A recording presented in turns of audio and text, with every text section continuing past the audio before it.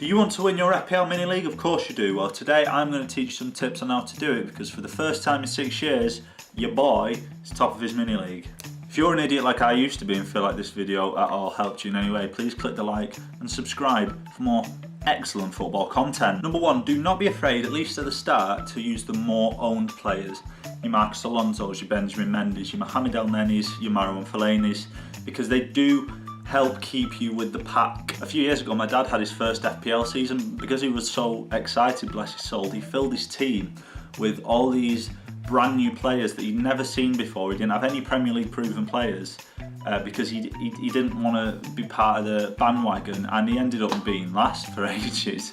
Shit. You're probably looking at just below 8 or 9% to be classed as a differential, and just dot them in your team. You don't need many, but just enough to separate you from the people around you. Probably the biggest threat to my FPL crown this year has got a lot of players that are mine. He'll say that he picked them himself, but they are mine. I don't mean to blow my own trumpet or anything, but I got James Maddison before he got all those goals, Tom.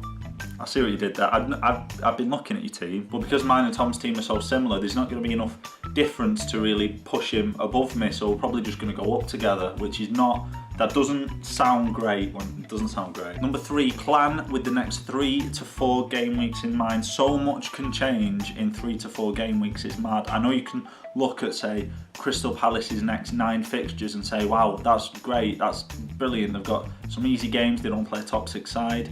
But what if Crystal Palace lose 3 or 4 in a row and you're sat there on 3 Crystal Palace players because you thought maybe it's a good idea? People could get injured, people could go out of form. Just plan with the next 3 to 4 game weeks in mind to think, yeah, that sounds about right, that's okay. I've just brought in Kieran Trippier, for example. Huddersfield, Cardiff and West Ham, and I'm not looking anywhere further than that. And if he does well for those 3 games, he can stay. If not, he's gone. Number 4, and possibly the most important tip I could give anyone playing Fantasy Premier League, is stay away from Manchester United, because we are shit.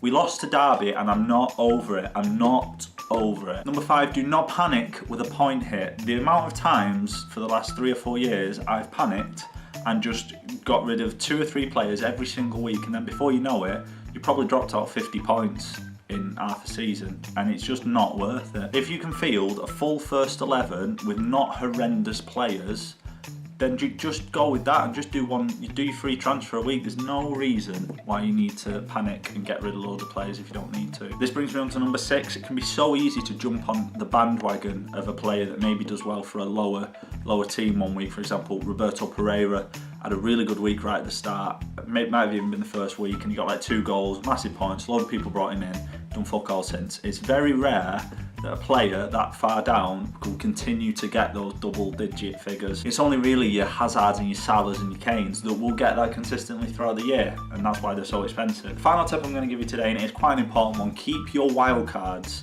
My God, keep your wildcards. Last year was the first year I actually kept my wildcards for later in the season, and it's helped so much. Before that, I was throwing my triple captain everywhere. I was just splurging my bench boost just whenever I felt like it. Honestly, the feeling you get when later on down the year there's a blank game week and only 4 teams are playing, and you can just fill your entire team with your free hit with all these players just from these few little games that are playing, and all your fantasy rivals are scrambling around trying to do 2 or 3 transfers just to get as many players in.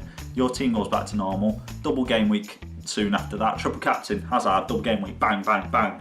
It's better than sex. That was a joke, and I'm being a bit dramatic, but it is really good. So if you've enjoyed this, please like and subscribe. There is a very good chance that I have jeopardised my own fantasy mini league doing this, so any support's appreciated. Please.